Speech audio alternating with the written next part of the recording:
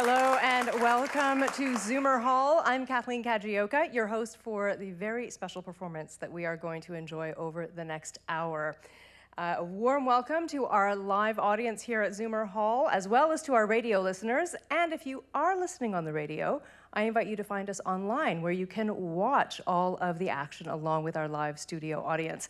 That's at ClassicalFM.ca. Just click on the window at the top of the homepage and you'll see all the action. Now, before we begin, a little personal story. Back when I was an undergrad at the Eastman School of Music, diligently practicing my viola, spending hours and hours and days and weeks getting to know fabulous music, I had an epiphany. It hit me that while I was, through this process, getting deeply acquainted and appreciative of this music on a granular level, when I got on stage, no matter how well I played, the audience would never hear everything that I hear. So what do you do about this? Well, shortly after that, I went to a recital given by Eastman's quartet in residence, the Cleveland Quartet, and joining them on the stage was this guy who, over the course of a riveting hour, answered my question. He broke down the music before our very ears. He explained why Vivaldi makes great drive time music, which is a lesson, by the way, I keep in mind whenever I program our morning show. And then, like a watchmaker, he opened up the case of a Haydn string quartet. And he showed us every clever wheel and pivot and intricate gear that made this music tick. It was fantastic. And it was just the beginning, apparently, because for decades now, American composer, conductor, and commentator Rob Kapilow has been changing how people listen with his What Makes It Great presentations. And I am thrilled that he is going to be doing so twice this season with Music Toronto. Starting this Sunday afternoon at the George Weston Recital Hall, he will be performing with the Cheng Duo. But we don't have to wait to get a taste of what he's all about, because he is here with us tonight. We are going to hear Rob with the Gryphon Trio. He's going to shine some light on some beloved chamber music by Beethoven. And then, if you think you know why you love the song Over the Rainbow, well, stick around, because he and singer Patricia O'Callaghan are going to have you hearing things that you have never heard before. But first, to break down one of the most iconic pieces of classical music all on his own, please give a ZoomerHall welcome to Rob Kapilow.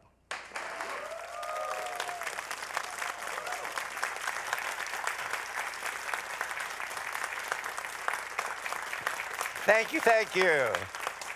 Thank you and welcome. You know, when the Berlin Wall came down in 1989, the music that they played was the finale to Beethoven's Ninth Symphony. Not simply because the famous words from that symphony, Alle Menschen werden Brüder, all men shall become brothers, were appropriate words for the moment, but because Beethoven's fundamental compositional technique, as I hope to show you tonight, is all ultimately about connection. And it's really the power and fundamental importance of human connection that's really at the heart of what Beethoven has to teach us, I believe, in this challenging, divided, polarized moment that we're all living through today. So let me show you what I mean. Now, Beethoven's Fifth Symphony is one of the most famous pieces of classical music ever written, and it begins with 8 of the most famous notes ever written in any symphony. I think you've heard that before. So let's look closely at this incredibly simple idea, because it is the basis of an extraordinary 8-part, incredible just journey of connection, and you need to follow every step. Okay, so first I want you to just clap the rhythm of the first 4 notes, and I'm going to do it first, and then I'll say and go, and you try it. So it goes like this, and clap. Excellent, now you've got the rhythm. So let's look at the notes. So there are 3 repeated notes, and then a leap down. Same note 3 times, and then a leap down. So I'm going to call this idea 1, 2, 3, down. So I want you to just sing that with the words 1, 2, 3, down, like this. And sing. Great, that's the key idea. Now I'm going to play the next 4 notes, and I just want you to clap the rhythm after I say and go. And go. Okay, the rhythm's the same, the basic shape is the same, but the notes are slightly different. Now, the second statement starts on a different note, not here, but here. And it's a slightly smaller leap. First one, Second one. Now, also notice that both these ideas are loud, and all the instruments play the same notes in unison. No chords, loud and in unison. I mean, we jump right into the action, no introductory chit-chat for Beethoven. Now, follow closely what's going to happen next. So the violins repeat our opening 4 notes.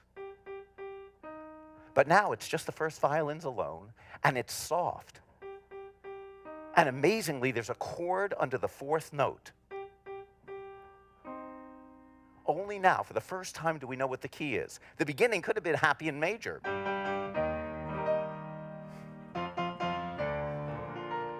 But no, only now do we know it's tragic, it's minor. Now, remember our basic idea, 3 repeated notes and a leap down, what we call 1, 2, 3 down. So we now start to explore connection and relatedness. Who are we connected to? How are we connected? And how similar do we have to be to someone to still be connected and related to them? Okay, so we've got this. We've got 1, 2, 3 down. Now, the violins do a different version. It's still 1, 2, 3 down, still repeated notes, but the repeated notes are different notes. And the leap is even smaller. It's barely even a leap. It's just the next nearest note, what we call a half step. Then still more versions, always starting on different notes, different leaps. That's a big one.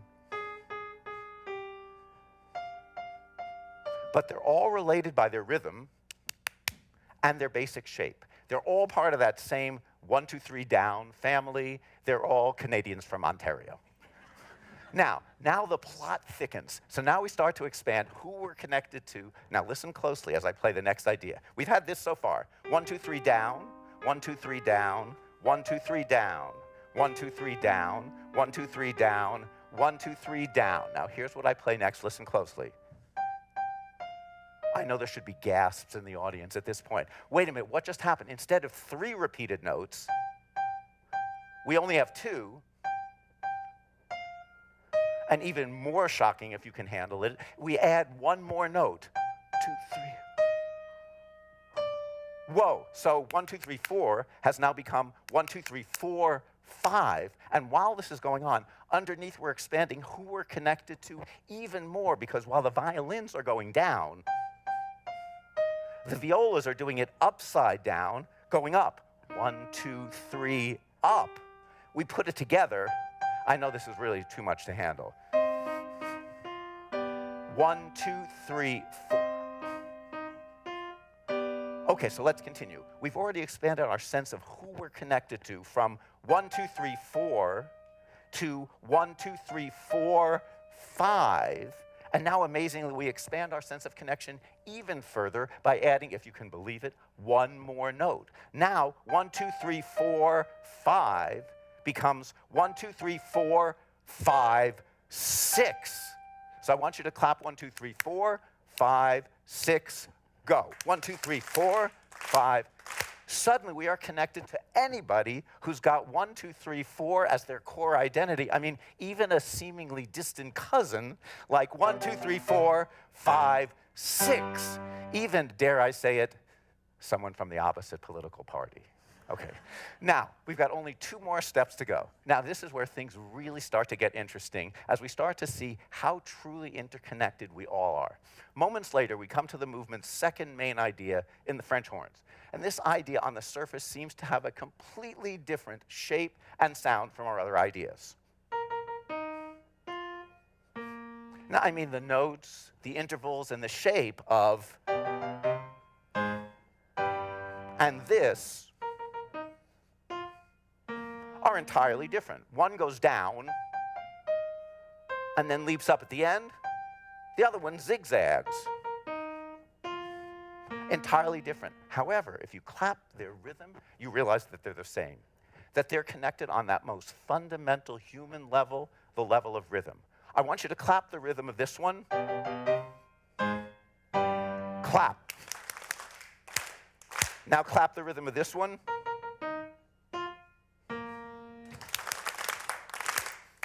Not exactly the best ensemble, but it was pretty good. Okay.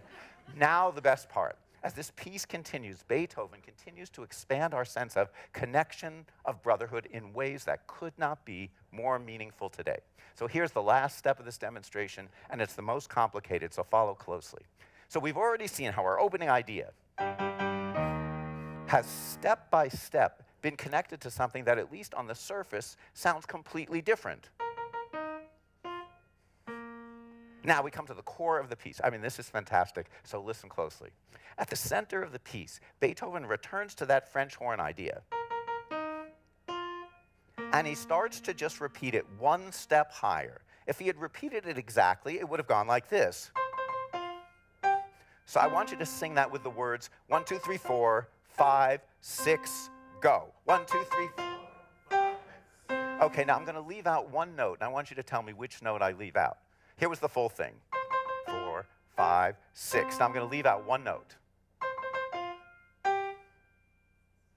6, okay, but get it. That's a new idea, all right? 1, 2, 3, 4, 5. Now here's the best one. Now I'm going to leave out the beginning, the 1, 2, 3, and all I've got left is this. What have I got left? Very good over there. You get the washer-dryer combination. Okay. So all I've got left is 4, 5. Now I want you to really get it. Those are not just notes. This is core Beethoven. Beethoven looks at the universe, looks for that core essence, reduces it. So we had 1, 2, 3, 4, 5, 6. We got rid of the last note. 1, 2, 3, 4, 5. Now we get rid of the first notes, and all we've got left is 4, 5. At some moment in nearly every composition, Beethoven looks at his material, he looks at his universe, and he tries to reduce it to its core essence. What is this music fundamentally about? So we've got 1, 2, 3, 4, 5, 6, reduced to 1, 2, 3, 4, 5, now reduced to nothing but 4, 5, with chords underneath. We've got 4, 5. Now that seems like a long way from where we started. But Beethoven has shown us that connection step by step, and he now goes even further. Now, once we understand that at heart, as human beings, we are really fundamentally all 4 5s, right? And once you understand that you're really just a 4 5, all 4 5s are ultimately connected to all other 4 5s. So this 4 5 is connected to this 4 5, which is connected to 4 5, 4 5, also 4 5, 4 5, 4 5, 4 5, and then this is the core moment, what it's all about. Suddenly, nothing but a single note, just 5. All that's left is one note, pulsing 6 times. Suddenly, we see that even the two most seemingly unconnected things in the entire universe, a loud 4-note unison fanfare, and a whispered, pulsing single chord at the remote end of the tonal universe in Tahiti, F sharp minor, as far away from C minor as you could possibly get, they are connected. But connection doesn't happen by accident, by chance. Connection in Beethoven's world is always man-made. It's made by human effort and human will. We make things connect. You know, Beethoven's music, in essence, says, we look at the surface of things and we see difference. But the differences that separate us are superficial and illusory. What's fundamental is what's the same. And finding that fundamental connection and unity behind difference has now become the principal work of the composition. And on the most basic level, I mean, isn't that the challenge that we all face today as we seemingly become more and more divided every day? You know, 200 years ago, the poet John Donne wrote his famous words, "No man is an island. Every man is a piece of the continent." We are all a piece of the continent, no matter how profound our differences may be. And the only way forward, as Beethoven's music teaches us, every measure is together.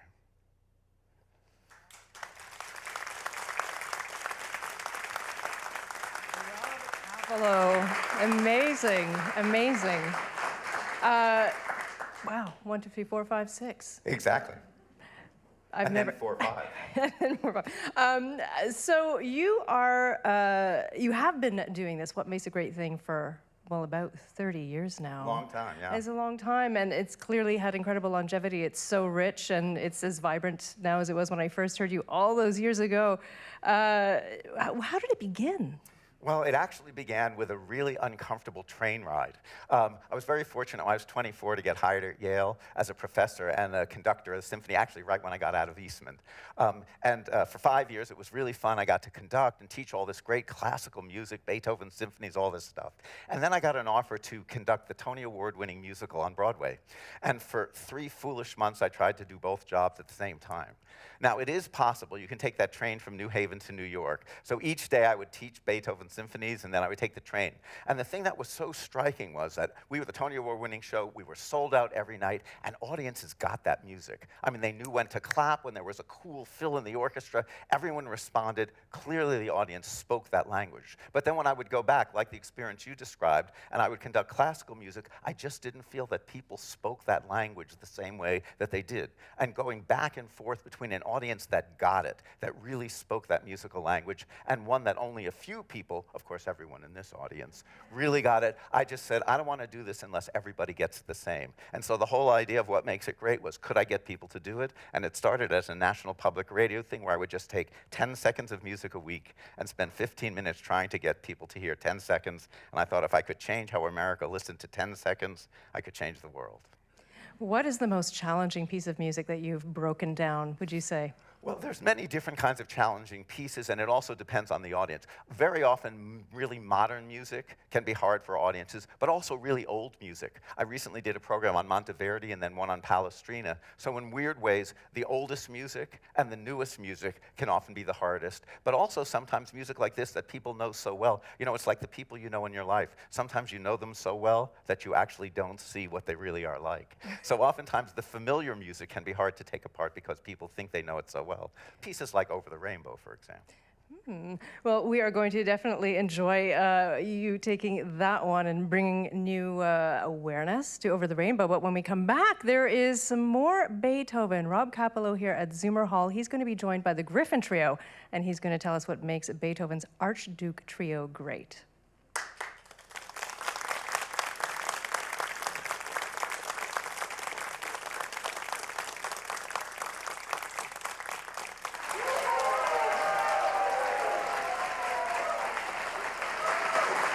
Welcome back to ZoomerHall. I'm Kathleen Kajioka, the happy host of this very special presentation on the new Classical FM, featuring What Makes It Great's Rob Kapilow, the Gryphon Trio as well, and Patricia O'Callaghan. Now remember, if you're listening on the radio, you can watch all of the action at our website, classicalfm.ca, and I highly encourage you to get your eyes on all of these beautiful people.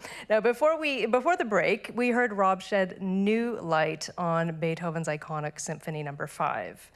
And now Rob will give us a taste of the inner workings of one of Beethoven's beloved pieces of chamber music, the Archduke Trio. To help him out, please welcome the Gryphon Trio.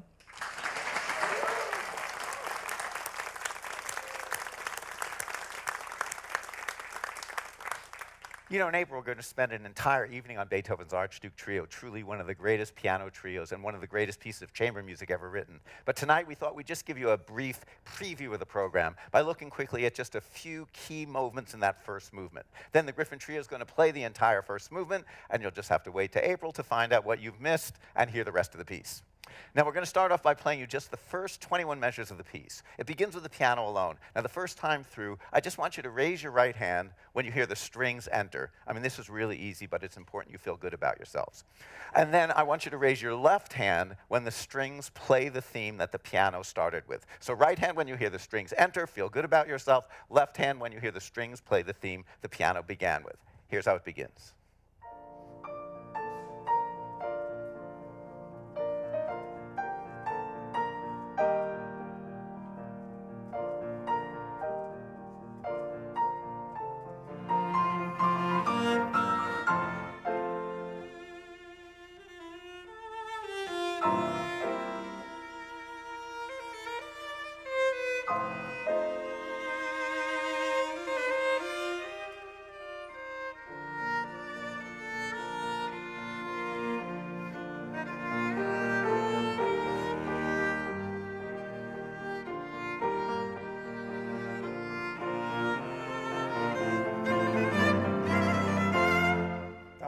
Job, except everyone raised their right hand twice.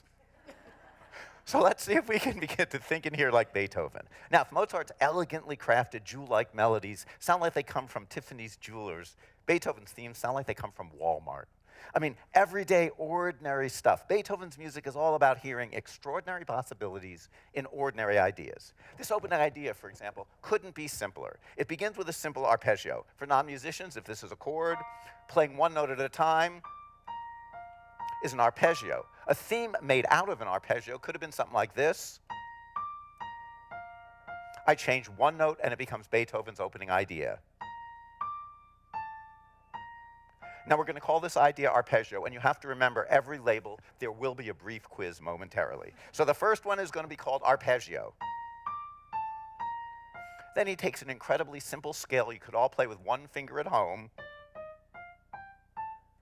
and it gets life simply by being given a rhythm like this. So we're going to call this one scale with rhythm. Now, immediately the plot thickens. See if you can hear this. It's just like Beethoven 5. He takes that idea and a 1, 2, 3, 4, 5. Can you hear that 1, 2, 3, 4, 5, if I play only the beginning and the end, I've got 1, 4, 5. Can you all hear that? Just say yes, otherwise we'll never get out of here, okay? So we're taking 1, 2, 3, 4, 5, and just playing 1, 4, 5. Got it? Just nod your head. Yes? Good. Now, if I repeated it exactly, it would be called, but we're going to change the third note. So we call the first one core 3 notes, then change third note, and then a simple scale to end gets decorated with little trills to make it special. Trill, trill, and we finish with a leap down, a kind of perfect punctuation mark. So you've now got to remember the whole thing. So let's do a quick review. So we start off with what? Arpeggio, scale with rhythm, core 3 notes, chain third note, ending with trills, and we finish with leap down. You got it? Okay, now that we've taken it apart, let's put it back together with them, and you get one more chance to hear it. Arpeggio, scale with rhythm, core 3 notes, change third note, ending with trills, leap down. Got it? Just say yes, I'll feel much better. Good, okay. But just as things are getting underway, there's a stunning pause. Instead of continuing with the melody, the motion suddenly stops. The piano's going to do that leap down idea 3 different times. Leap down, then it's going to do it here, leap down, then here, leap down. The cello's going to hold a note and play this wonderful yearning figure, almost like a recitative in an opera. Violin will be so moved that she'll copy the idea higher. A long note, and then a recitative. Then they'll play this beautiful duet together, looking at each other. Ah. And they're married, so it makes it even better. And then back to the tune. Here's what that passage sounds like. Recitative cello. Copied by violin. Their love duet. Tune, the opening tune. Scale with rhythm. Our core 3 notes. Change third note. Ending with trills. Though a lot more happens in this opening section, which we'll go into in great detail in April, you now at least know the basic themes enough to appreciate the incredibly dramatic transformation they're about to undergo in the central section of this movement, what we call the development section, which is the heart of every Beethoven piece. So let's see if we can start to think and hear just like Beethoven. Now, you remember, our opening idea, the one that we called arpeggio, had 5 notes like this. So if I call that 1, 2, 3, leap down, all he does is change the last note, and instead of leaping down, he slides up. So instead of 1, 2, 3, leap down, we have this. 1, 2, 3, slide up, and then while he invents a new ending, the original tune sneaks in the left hand of the piano.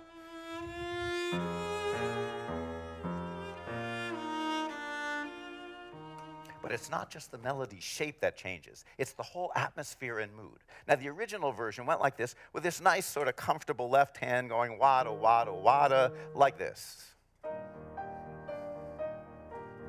But now there are no chords this time, just these intense, naked triplets. And now listen to how different it sounds as the accompaniment changes. 1, 2, 3, slide up, sneak into the left hand, and repeat so you get it in your ear. Now watch this. Here we go. Now this is core Beethoven, so listen closely. Now you remember there were 5 notes in that first idea in the opening arpeggio. 1, 2, 3, 4, 5. Now I know this is going to sound just ridiculous, but I'm just going to make up ridiculous words to this, and it will make it easier to follow. I hope this doesn't embarrass you. Let's just call this, I go to the store. Very simple. Now, which note do I get rid of? Store. So now we got left with just I go to the. What have I got now? Now all I've got left is go to the. This is how Beethoven works. He looks at things, pairs it down. What's the essence? So we've got I go to the store. We made it I go to the. Now all we've got is go to the. But now that we've got a new idea, go to the, we can pass it everywhere. We can put it in the strings like this. We can transpose it, which just means start it on a different note, like this. Go to the, and here. Go to, and the piano can do it as well. Go to, I've now ruined this, I'm sure, forever for you. Now listen to how incredibly different this sounds from the opening version. You know, I often say that Beethoven is about becoming, not being. What matters in Beethoven is not what an idea sounds like when you first hear it, what it is to be, but rather what it can become over the course of a piece. Who could ever have believed that it contained this possibility when you heard that boring opening arpeggio? So here's how it turns into. Go to the, he copies, he copies. They do it there, he copies, they try here. He gets it wrong, wait a minute. I got it now. Everywhere you look. Now, having worked with the first part of the tune, what we called our arpeggio, I go to the store, he now works with the next part. Do you remember what came after that? Scale with rhythm. Very good answer. Here we go. He reminds us of what it was first in the cello like this. He wants to make sure you follow. Scale with rhythm. Then our core 3 notes. Repeat it. Now, after the violin does that scale with rhythm one more time, we get one of the most astonishing transformations of an idea in all of Beethoven. So let's hear the beginning of this amazing passage that completely dumbfounded Beethoven's audiences, and then we'll see what's going on. Here we go. Scale with rhythm, violin. Pay attention to these 2 cello notes. And again. What? What's he doing? What's happening here? Are you kidding me? What? What does this have to do with this piece? I want to see looks of gasp. Just what is happening here? Okay, so sit forward, and we're now going to show you what's going on. This is so cool. Okay, here was our opening tune. Remember, that was the arpeggio. Next came our scale with rhythm. Can you hear that, and 1, 2, 3, 4, 5 becomes this bizarre plucked pizzicato cello? I mean, that's pretty bizarre transformation. One more time. Here was the original idea. Becomes this. Which then starts to overlap with plucked violin like this. And higher. Now, remember I told you to notice those 2 notes that the cello played over and over again in the previous example. After that scale with rhythm, the cello did this. He did it much more elegantly. Now, can you hear this becomes this? And then he passes that idea between the hands. Watch closely because I want you to do what I'm about to do. So he alternates between the hands like this. I'm going to call it right hand, left hand, right hand, left hand, both hands. So I want you to do it like this on your lap. Right hand, left hand, right hand, left hand, both hands. You'll see this will be actually meaningful. Here we go.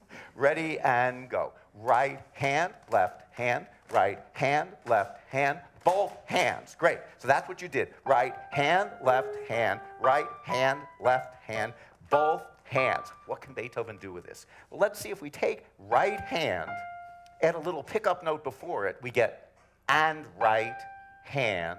Now add a trill, and we've got and right hand, or and right hand. Just do that one shake.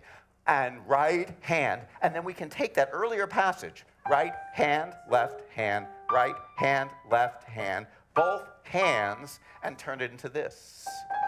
And left, and right, and left, and both hands. It's particularly fun to do the and both hands one. Just do that with both hands. Here we go. And both hands. And that's what Beethoven does. He looks at that whole thing and he says, I really like that end part. It's really fun to do the and both hands. And he now makes that an idea. Just the and both hands part, like this. And then he does it here as well.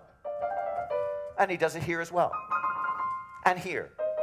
I mean, these are all mind-boggling transformations of that opening third measure. Now, here's that passage with everyone, starting with right hand, left hand. Here we go. Left hand, right hand. The plucked part, the deck, and right, and left, and right, and left. They start to overlap. Now, just in both hands, and both hands.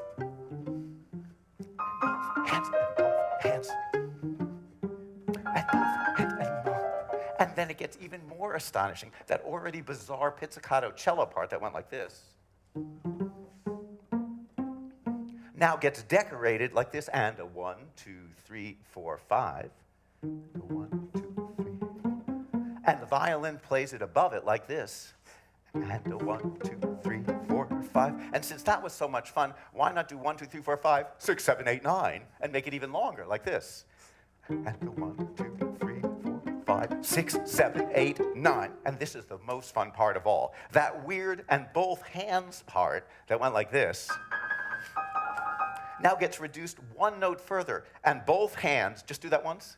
And both hands, now get rid of the last part and just do and both, and both, and both, which is what Beethoven does like this.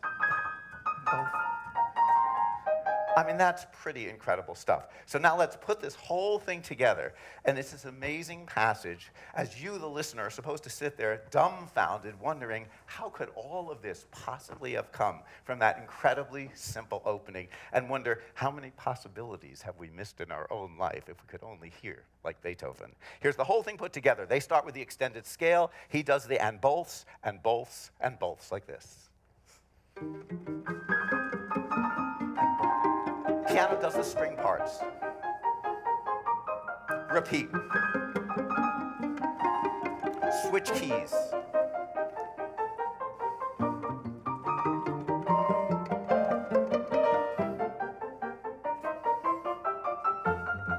Now, in a moment, we're going to hear this entire movement, but I just want to offer you one quick final thought before we hear the whole movement. You know, at any given moment in time, we tend to think of our situations in life as being defined by what we have externally and internally. You know, what we have externally, things, possessions, money, and internally, talent, intelligence, skills, it seems to define at any given moment what we can be. But what Beethoven teaches us, measure by measure, movement by movement, and piece by piece, is that what matters in life really is not what you have, but what you do with what you have. You know, in piece after piece, just like this one, Beethoven starts with utterly ordinary material, and he creates extraordinary music out of it. In a Beethoven piece, just like in life, what really matters is not where you start or what you start with, but where you end up.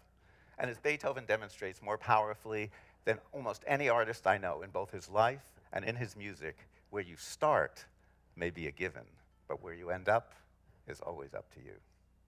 And now, the entire first movement of the Archduke Trio.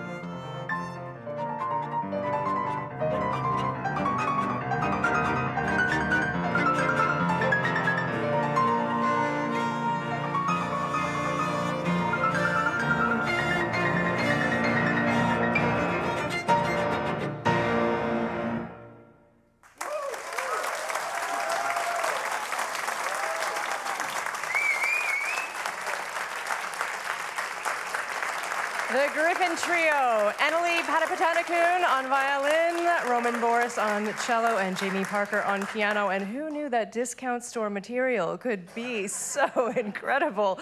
I don't know about you, but I don't think I've ever heard that piece so clearly before. Thanks to Rob Kapilow and his incredible breakdown of this piece. And that was, as he mentioned, a sneak peek of the performance they are going to give of the entire trio in April 13th, at the George Weston Recital Hall. It's part of the Music Toronto series, and Rob Kapilow, in fact, is going to be performing on Sunday with the Cheng Duo. We'll chat with him more about that after the break. This is a special presentation on the new Classical FM, live from ZoomerHall. I'm Kathleen Kajioka. Stay with us. As I say, after the break, I will chat with Rob, and then he'll do his magic, getting you to hear a very familiar song in a whole new way.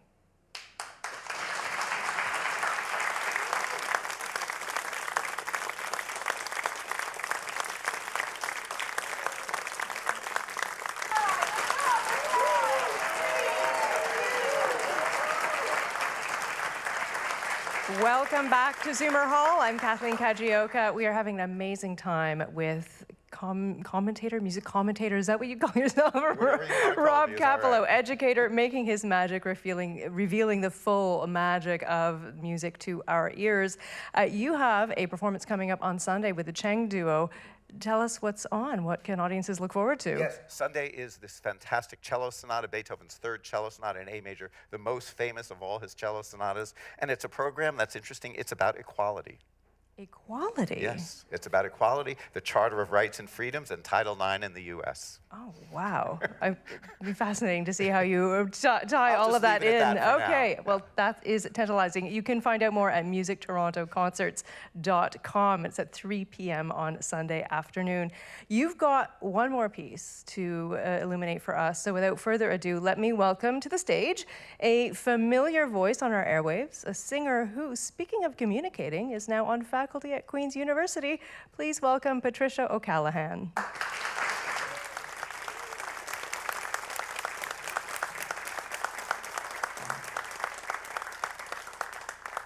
You know, in the year 2000, the Recording Industry Association of America named Over the Rainbow as the song of the century.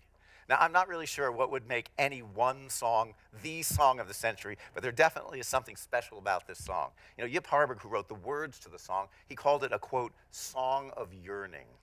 But it wasn't only a song about Dorothy's yearning, it was about America's as well. You know, it was written in 1938 as the country was desperately struggling to emerge over the rainbow after 8 devastating years of worldwide depression.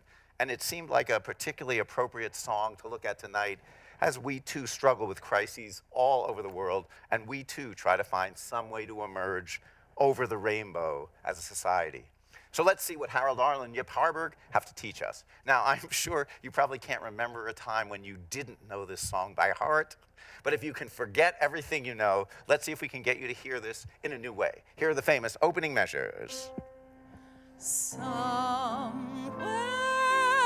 over the rainbow, way up high, there's a land that I heard of once in a lullaby. Doesn't she sound fantastic? Yes. All right. Now, amazingly enough, there are only 2 melodic ideas in this whole opening. The first one I'm going to call leap, and the second one I'm going to call circle and yearn. It's important you learn these technical terms, okay?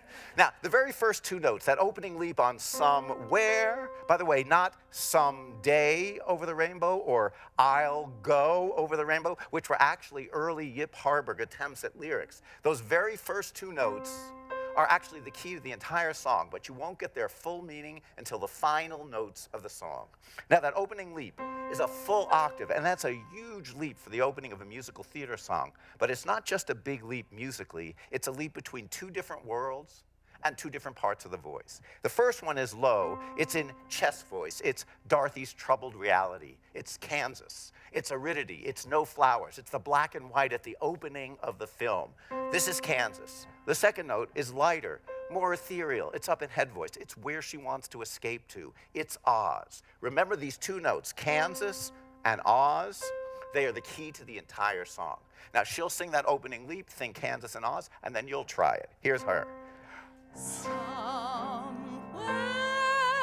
Now you try it. And Somewhere.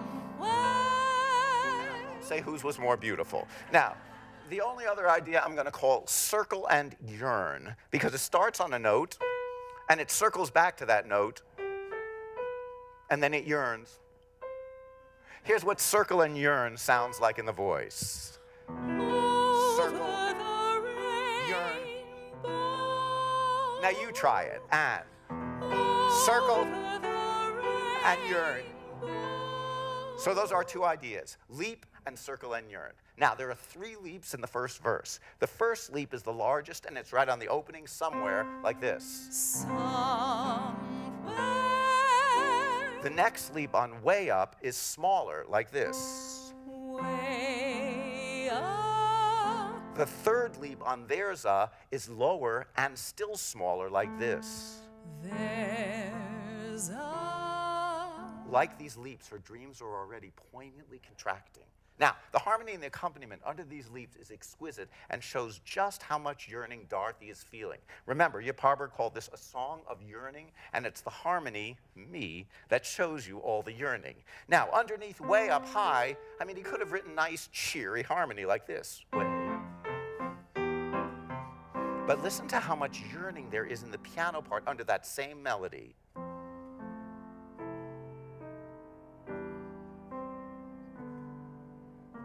Now, this is subtle. There's a could have been this. Listen closely to the second chord.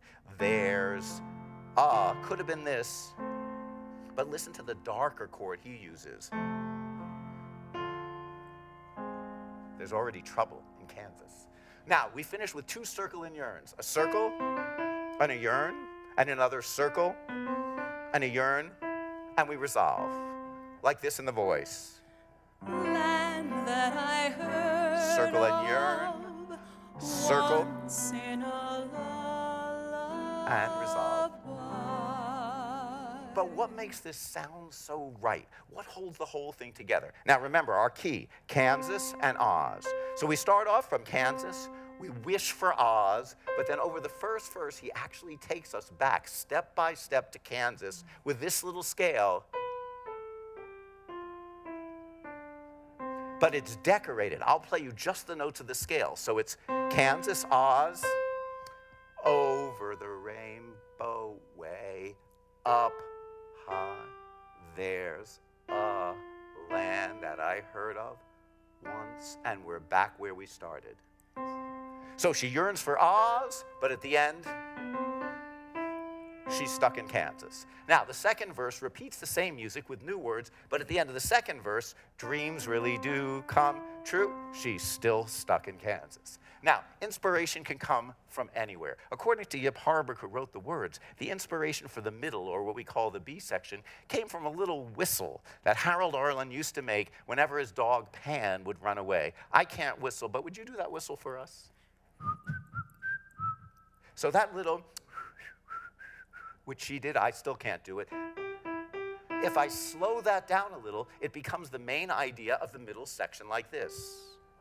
Someday I wish upon a star and wake up where the clouds are far behind me. Now the music starts to repeat like this. Where troubles melt like lemon drops. It should continue the same way like this. But instead she rises higher and higher and higher above the chimney tops to the highest note of the song. Where is it? Above the chimney tops, like this. Away above the chimney tops, that's where Here we go. Highest note. Find me. Back to the opening. Somewhere over the rainbow, bluebirds fly. Now we repeat the entire A section, But we can't end the song like that. Why? We would end here on why, then oh, why can't I? She'd still be stuck in Kansas. There would be no, I hope there's no one here from Kansas who I am now offending, but she would be stuck in Kansas. There would be no transformation whatsoever. And then in a brilliant moment, Arlen decided to bring back the music of the middle of that B section, but in the piano or the orchestra alone. You know, there's a wonderful quote from Yip Harburg. He says, "Words make you think thoughts. Music makes you feel a feeling, but a song makes you feel a thought." And you can literally hear her thinking out loud, will I ever get there? Thinking out loud. The voice enters just like in the B section. If happy little bluebirds fly. If it had continued like the B section, it would have gone. But instead, she alters the melody like this. Beyond the rainbow. And there's one last rise. Remember the key to the song? Kansas, Oz, Kansas, Oz. One last rise like this. Why, oh, why To Oz. From low C to high C, from Kansas to Oz, from reality to fantasy, and her journey and transformation is complete. And now we're going to do the entire song for you with the verse that I'd be not surprised if most of you have never heard before. Over the Rainbow.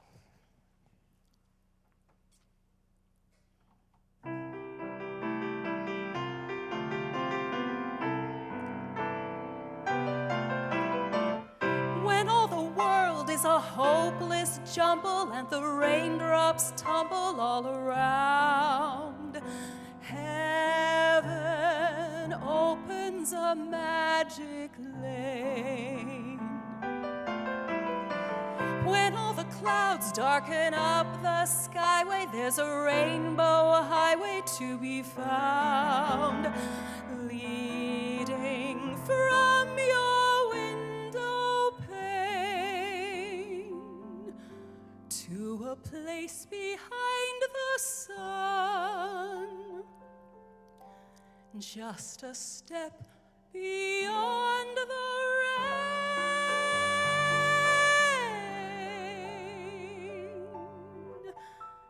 Somewhere over the rainbow, way up high, there's a land that I heard of once in a lullaby. Somewhere over the rainbow, skies are blue, and the dreams that you dare to dream really do come true. Someday I'll wish upon a star and wake up where the clouds are far behind me, where troubles melt like lemon drops away above the chimney tops. That's where you'll find me. Somewhere over the rainbow, bluebirds fly. Birds fly over the rainbow. Why then, oh, why can't I?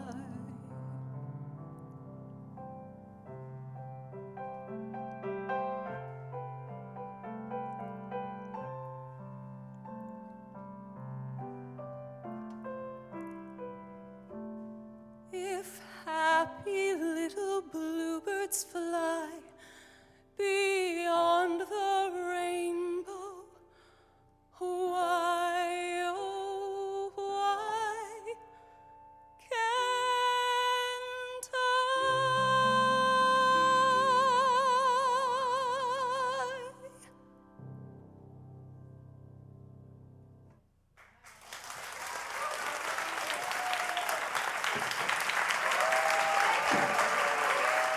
Patricia O'Callaghan, who, by the way, is performing with our very own Mark Wigmore next week in Letters to Canada at the National Arts Centre. Well, this has been an amazing evening. Rob Kapilow, everyone. You can experience the full Kapilow treatment this coming Sunday at the George Weston Recital Hall as Music Toronto presents What Makes It Great with Rob Kapilow and the Cheng Duo. And again in April, What Makes It Great with the Gryphon Trio. For information on these performances and on Music Toronto's full season, you can go to musictorontoconcerts.com. And that includes yet more exciting concerts coming up this month. The award-winning Miro Quartet on November 14th and renowned pianist Marc-André Hamelin on November 19th. Again, information at musictorontoconcerts.com. I'm Kathleen Kajioka. Thanks to all our performers tonight, the Gryphon Trio, Patricia O'Callaghan, and of course the man with the musical flashlight, Rob Kapilow. Thank you for joining us, to our radio and internet listeners, and to those on the web watching at classicalfm.ca, and our live audience. It's always great to have you. Stay with us. I'm sticking around to bring you a little night music right here on the new Classical FM. Beautiful music for a crazy world.